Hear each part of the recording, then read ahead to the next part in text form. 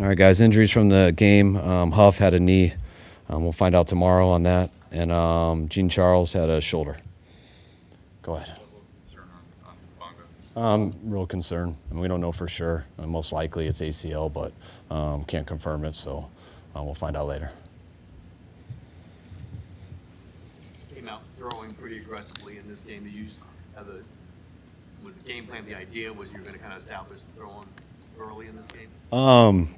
It was the first few plays. I mean, we always do 24 openers. There were still 12 runs, 12 passes, but it went like 5 and 5. Just trying to do that early and then get back to running the game once we've settled down a little bit. What was your impression of Brock's performance today? I thought he played real well. There was very few that he missed. Protected the ball extremely well. When there wasn't anything there, we didn't have any intentional groundings, and did a good job moving the chains also, especially at the end there on that keeper. And I thought he had a hell of a game. What did you say about him, especially the last 2 weeks after a little bit of a rough stretch over that? Do you think that just the way he's kind of bounced back in the last couple of weeks? I think Brock's been great because he's been consistent through it all. I mean, we never felt anything different with Brock during those 3 losses. I think he's pretty realistic, so he doesn't get into stuff that's not that accurate. We all know what's coming out the short week in Seattle, at Philly, obviously Seattle here. Were you at all concerned, and maybe you didn't say so, about players looking ahead to that, and do you think that was completely put aside by them today? Yeah, I wasn't concerned with guys looking ahead. I didn't feel that at all. It's especially, we got that. We had won 1 game here in the last month, and that was a big one versus Jacksonville, and I knew our guys were extremely focused on this. Once we were able to finish the game, we talked a lot about it in the locker room because just how quick it comes. Everything's so important. As soon as this ends, what we got to do to get ready for this quick turnaround, which is always a challenge and tough, but really glad we're going to get 3 days off after for the stretch. What was your assessment of Jair Brown's performance once he came in? I thought he did a hell of a job. I mean, to lose a player like Huff in the game and for him to come in and step it up big, make 2 huge plays. I mean, the pick was huge, and then the 4th down, where you got an all-out blitz and they just throw it up. And sometimes your biggest fear when they throw it up, it's like what happened in Buffalo on that Monday night when it's underthrown. It's so hard not to get a PI, and for him to not PI the guy and to get back, and from what I saw, it looked like he knocked it down. That was a hell of a play. Steve said earlier this week that Jair was really improving, showing improvement in practice. Had you noticed that as well? Oh, yeah, big time. I notice him all the time because he goes against the offensive scout team all the time. And he's one of the guys who consistently gets better each week on all the card looks. We always split the reps with the 1s and the 2s anyways when the defense goes. And he's really taken off here in this last month and was ready for his opportunity. You never know when it's going to come, and he's been preparing the right way. How dominant was Brandon Ayuk in this game, and do you see that he's still improving? Yeah, definitely still improving. He had a really good game. Statistically wise, his best one, I think, of his career, from what they told me. But yeah, I was real happy with BA. The Christian early touchdown, he's literally like shuffling left in motion, and then he has to run through the line. Is there an exact spot where he has to run through on that one? The spot where no one is. Just find it. Yeah.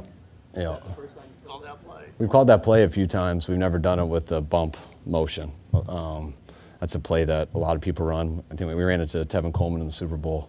It's just a man play that is good for man. Everyone runs it, but we've never done it with that motion, and it was cool. It worked out. Do you see any trends on how defenses are playing Brock? Have they tried to take away the underneath stuff and left the deep stuff available, or have teams played him straight up? No, I mean, teams usually do what they do. I mean, teams, you don't just make up schemes every week. So every team has what they run, and then you try to game plan stuff by having disguises, calling things at different times, giving a look or a blitz that people aren't ready for. But teams do everything. Brock doesn't ever come in saying we're throwing deep or throwing short or throwing to certain people. We run plays, and he goes through progressions and attacks coverages, and I wouldn't know what to say on how to defend him. He just goes through the holes in the defense. I know 2 years ago there was so much made out of your relationship with BA. How has he evolved as a player since then? BA's been great. A lot was made out of it because everyone talked doghouse in training camp, which I thought I was a little confused with just coaching. He was never in anyone's doghouse. We were just coaching him, and BA going back to those years, he was, I thought, one of our best players halfway through that year, and one of the main reasons we went to the NFC Championship, and got better last year, and he's been better this offseason. And always when you're getting better, doesn't always show for a receiver because stats and all those results are dependent of a lot of other people. But BA's been playing some good football for a while, and it's really cool when he gets rewarded with those numbers. You guys have played really well over the years in November and December. Can you put your finger on why that has happened, and do you think this team is prepared for that kind of run again? I mean, I think we got a lot of players who really enjoy football. I think we work at it in terms of, we like to coach, we like to point things out. I think our guys, if you stay healthy, I think you practice more, you play more, and when that happens, you get better as the year goes. So I always expect us to look better as it goes than we do at the beginning. I think one of the bigger challenges for everyone in the NFL is that there are no OTAs, whatever they call them. And how little training camp is. So especially running the ball and tackling and everything, you kind of evolve as the year goes. And our guys work really hard and try to find a way to stay healthy while you do it. How do you feel like your best right now, you think? No, I don't think so. How do you feel about your team's performance in the fourth quarter? I thought our defense was awesome. I mean, they kept getting us back. I wish we would have finished it once. You get the turnover on the first one, I want to go down in there and score. I think we went 3 and out. And the next time we should have run the clock out. Had 2 first downs, but we got out of bounds twice, so wasn't happy with that, but so pumped with the defense. The last few weeks, the red zone offense hasn't been finishing drives as well as ever. Anything you put your finger on? What's your kind of concern level with that right now? No concern. That last week, if I can remember correctly, I don't think we really got inside the 10. I thought we scored from all further out until the end when we were just trying to hook Christian up. This week, when I think about it, I know we got sacked, I believe, one time down there in second down. You get sacked on 2nd and 10 or whatever it was, and it leads to 3rd and long, and most likely that drives over. But hopefully it goes full circle. We haven't done it the last couple of weeks. We've done it better earlier in the year, but nothing that's different. Just goes like that sometimes. Did Christian say anything to you when he didn't run out of bounds? No. Yeah, that's something you would expect him to make. Yeah, I didn't see it over there. I mean, it was the same thing that happened to Kittle. I mean, those guys are very aware that they shouldn't go out of bounds in those situations. But when you get plays on the edge, like Kittle tried to stop and go back in. That was right on our sidelines, but then people hit you and you go out. And so it looked similar to me with Christian, but that was on the far sideline, so I'm not sure. When Brock was turning the ball over a couple games ago, did you have fear that he might start to play a little bit more timid? Because he expressed that he knows he just can't play with any fear. I mean, you never know until people go through that, but I mean, the film was so good. So, I mean, the guy was playing unbelievable in those 3 losses. So there was nothing to really worry about. You just got to make sure he doesn't make up stuff that other people are making up. So you just try to get him to stick with practice, stick with the film, and doing what you're doing. And he had a couple back picks in those games, but there was none that he felt he had to change with what he was doing because he was playing such a high level in those losses too. On the deep ball to Ayuk, did you know that was going to be a touchdown when Brock let it go? No, I didn't. I didn't know the guy would fall, and I had no idea where the middle third safety was. But I knew his man coverage, and he was going to go to whichever one of his go routes he had. He had Debo on one side and BA on the other, and I'm assuming the safety cheated a little bit to the right since he threw to the left, and it was right there. And it was great when you saw the corner on the ground, and BA finished it. It was a hell of a play by those guys. He's got 66 and 77 the last couple of weeks, and I think in the playoffs he had one last year was 74 in terms of his longest passes. And that was kind of the thing on him that, boy, can he make those throws? Is there anything you've seen yet that he can't do? I mean, Brock's a solid, really good quarterback, so he can do. I mean, I don't know if he can run a 4.3 when doing a lot of Wildcat stuff, but everything we've asked him to do, I think he's done at a real high level. You said no unintentional grounding. Have you had a discussion about some of those falling to the ground flip? Yeah, I mean, when you get three weeks in a row, I mean, I love his competitiveness, and he does everything to try not to get it. But if you're in positions that you're going to get it, it really doesn't matter. So we kind of challenged him on that, and they turned into sacks. which that happens, but we always want to try to get rid of it. But he had some really bad looks on those. I think we had one where we were hot, and that's when he tries hard to get rid of it. And sometimes bad things can happen, and sometimes you just got to know you had a bad play, and that's where I thought he improved on it. All right, thanks, guys.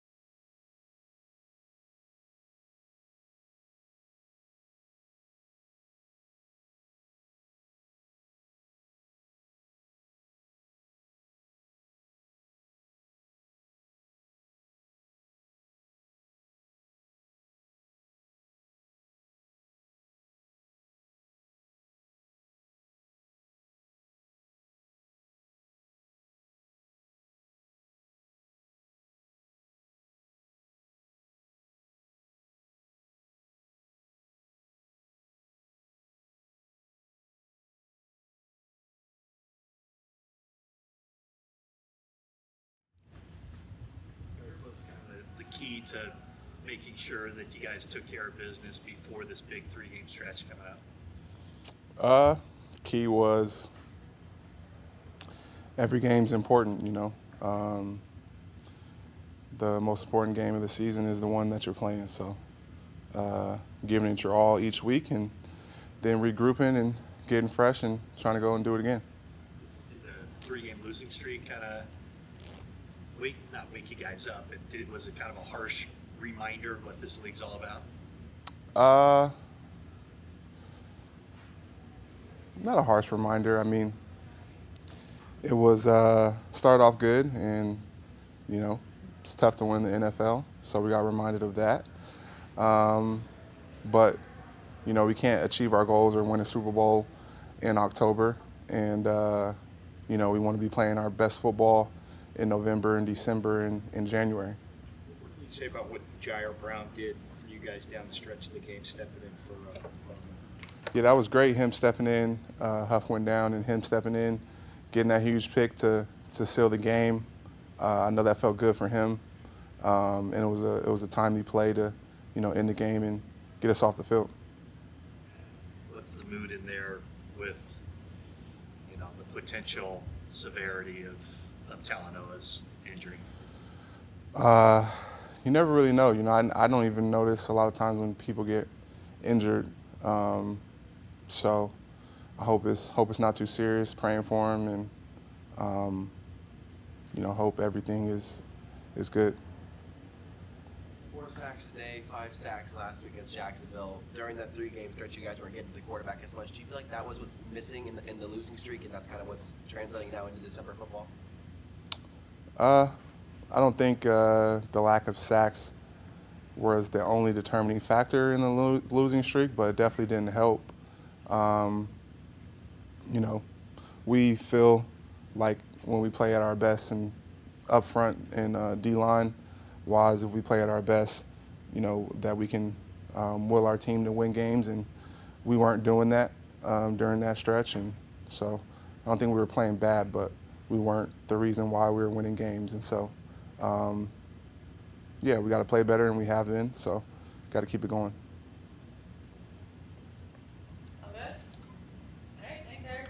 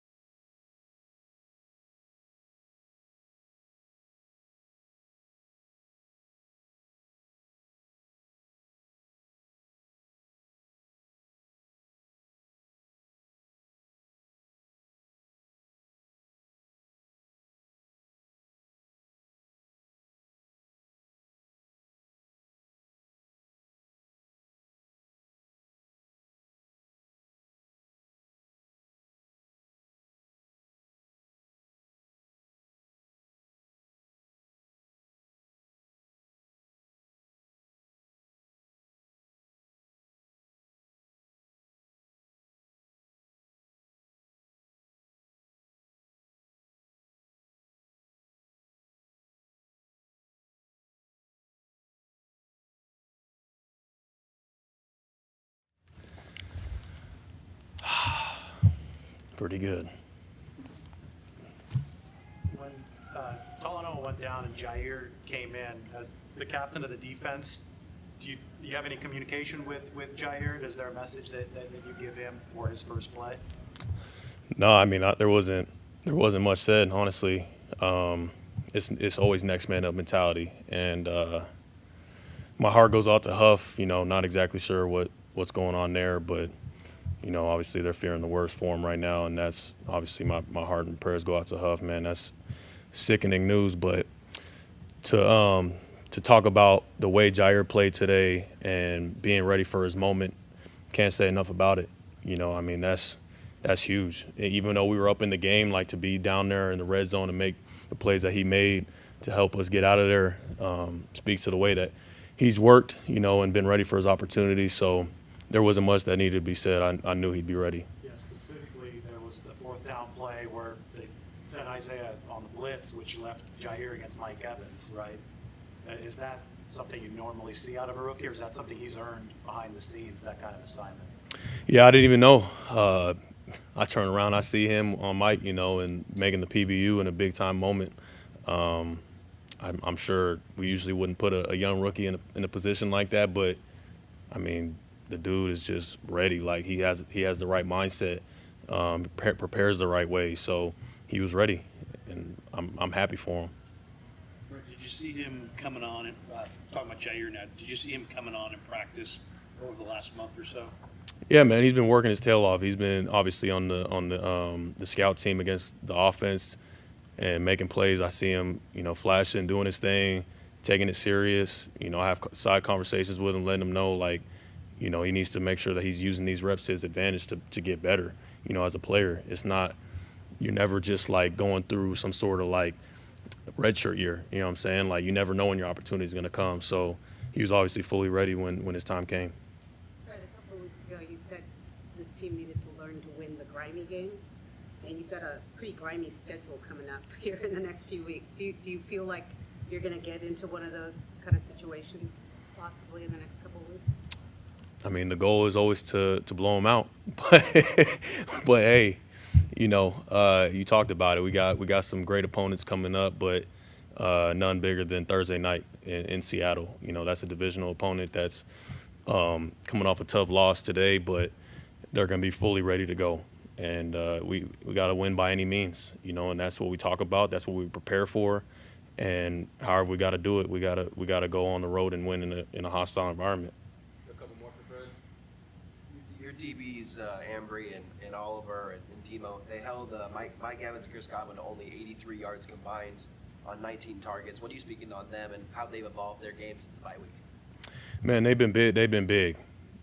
Can't say enough about it. I think the rush and the coverage was obviously something that was talked about, going into the bye, how we had to work together as a unit.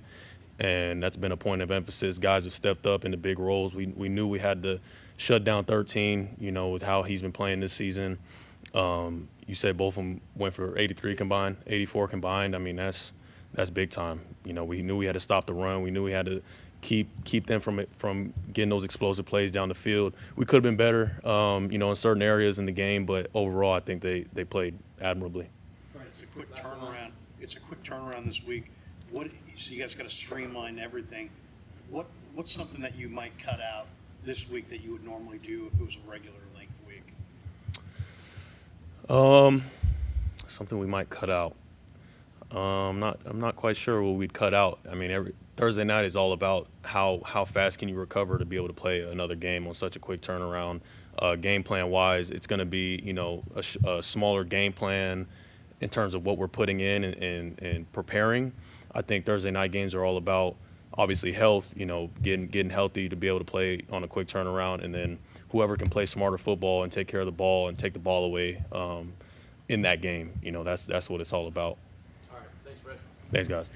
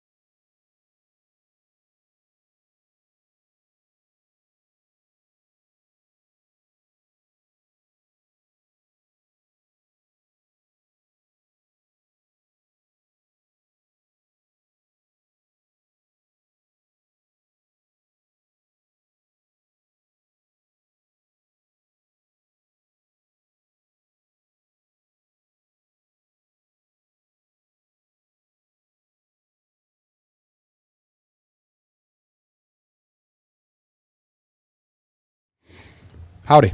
Jordan, playing against scout team, you must have gone against Jair Brown an awful lot the last. I do 10 cook weeks or him so. weekly, yes. Pardon? I cook him weekly, yes. Have you seen a rise in his level of play, though? Oh, 100%. You know, when you're a rookie, you're like kind of just trying to figure it out because the NFL is significantly different than college ball. And everyone on the field can, score a touchdown, which especially in this offense. So, yes, just seeing his improvement since he first got here. He's a guy that listens. Actually, one of my favorite things is back in OTAs, me and Fred get an opportunity to talk to the rookies right before we all leave, before training camp, the 40 days away. And one of the things I always talk about is when you're a rookie, just be a sponge. Everything, just look at what vets do, guys who are successful, look at what they do, and also look at what people do not very well. And I think Jair's a guy who listened to that, absorbed a bunch of information. He does the things that really good ball players do, whether it's taking care of your body, the mental side of it, the extra film, talking to your coaches about stuff, and then taking every day seriously in practice to try to get better.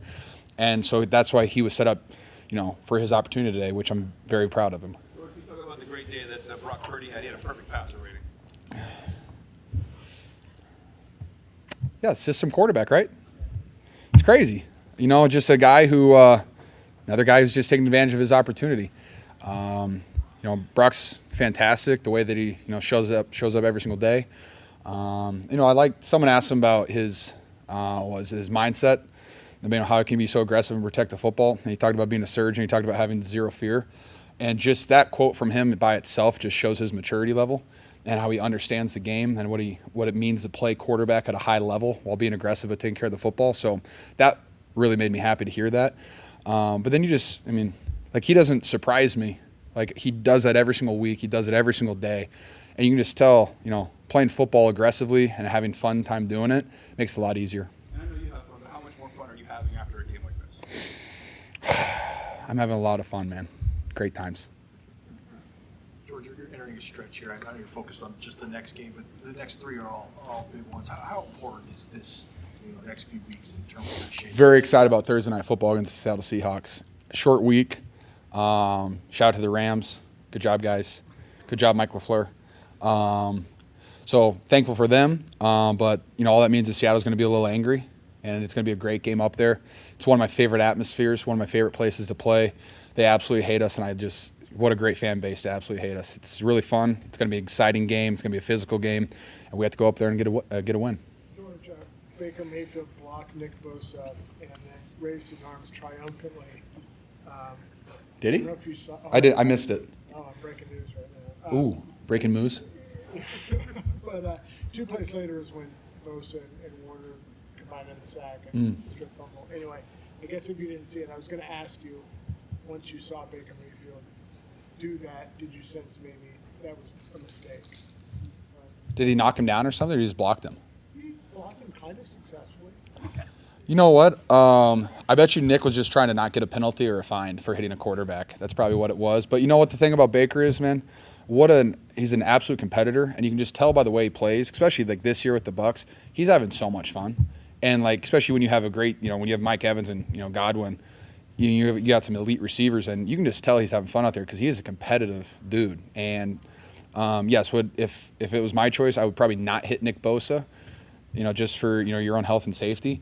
But, that's just the type of player Baker is. And that's why, Kyle talked about him so much this entire week about how he's just a competitor who's not going to give up, and he's going to try his best to win the game. And those are the types of guys you want to be on your team. George, you're the Salute to Service nominee for your team. Congratulations on that. Thank you. How important is it to you that you give back to the community and the military? Why is that such a big initiative for you? The military, it means a lot to me. I have family members who have served. I've seen the toll it takes on, families when they're overseas and, they're gone from their families. I've seen that in real life. I've got a chance to work with wonderful organizations like TAPS, Emergency Vets and Players, Operation Freedom Paws. And just every time I get a chance to work with a military family or just an organization, all I can be is just thankful because, these are people who sacrifice everything from the person who is serving to their entire family. And a lot of them give the ultimate sacrifice, for this country. And because of them, we're allowed to all do this. I get to play a football game. You guys get to report on a football game. And we don't have to worry about that stuff, really. So I'm always just so thankful of them. And I don't feel like, our military gets enough support and recognition all the time. And so I'm very happy to be part of, the NFL, who does a great job. And, I wish it was year long, but we give them a month. And, being able to bring a bunch of veterans to football games weekly for me and my family, it always means a lot, just trying to give back to them as much as we possibly can. George, through the ups and downs we've all seen this season for you guys, 5-0, lose 3 straight. Now, where do you think this team is? Are you back where you have to be? Are you ascending? Where do you think you are? I think we're taking steps in the right direction. We're definitely not there yet. I mean, where we had 5 plays and out the first drive, and we started working a little bit, and then we weren't great in the bleed drill at the. We did a great job at the end of the second half, at the first half. Into the second half, we weren't great. Our defense had to make some plays there, and so it's just we're taking steps in the right direction, but there's parts of our game that we need to execute a lot better at. Getting penalties on first down. That's what I always say is like if you turn the ball over and have penalties on first and second down, it's hard to be a good football team. It's hard to stay on the field, and our defense is playing at a very high level right now, and that's allowing us, to maybe cover up those mistakes. But that's definitely something that we need to continue to work at and get better very quickly at. How about the red zone issues? I think you're 5 of 13, your last 13 trips. What are you seeing there that not finishing drives as much? How'd we do today? 1 of 4, I think. 2 of 4. I mean, I scored and Christian scored. Your math's not great right now, man. That is true. You're not a big math guy. No, I understand. It's difficult for some people.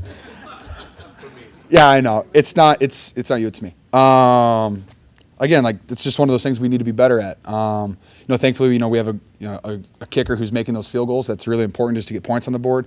But when you're playing really high-powered offenses and stuff like that, you have to score touchdowns. You just have to. Otherwise, they're eventually going to, do something against our defense, score a touchdown. Like everyone in the NFL gets paid to, be a good football player, and teams have explosive offensive weapons, and so we need to continually get better and be more consistent in the red zone, which Kyle's going to be sure of that, and we'll just continually keep knocking on the door before we can just kick it in.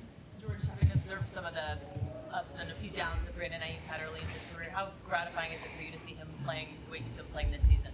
I mean, the last 2.5 years, Brandon's only gotten better every single day. You see what he does at practice every day, training camp, OTAs, shows up just ready to roll. I'm very happy for him. I mean, I always talk about my favorite thing is just seeing guys take advantage of their opportunity.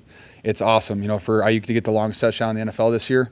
Nice 76-yarder. Brock's arm looks great. But I'm just happy for him. He's a fantastic football player. He runs routes the right way, has the right mindset every single day. So very happy for him and very happy for the 49ers. You have a much higher touchdown rate with Brock Purdy than you had previously. Are you open more with him, or are you pressuring him to get you the ball? Is it an Iowa thing? Yes, well, it's a combination of bullying and just being open more, No. I think we just have a lot of opportunities because the way that Brock takes care of the football and the way that he is able to extend plays with his feet, and he just does a great job keeping his eyes up.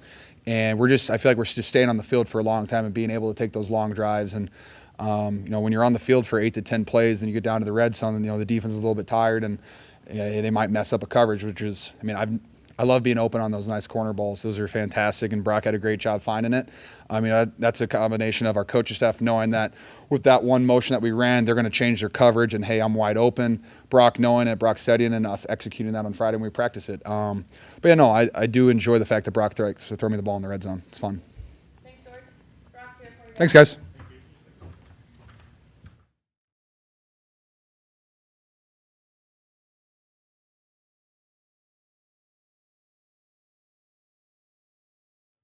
Obviously a great day for you. What does it mean I think you're the first 49er quarterback in franchise history to have a perfect passer rating. What does that mean to you today to have a game like that?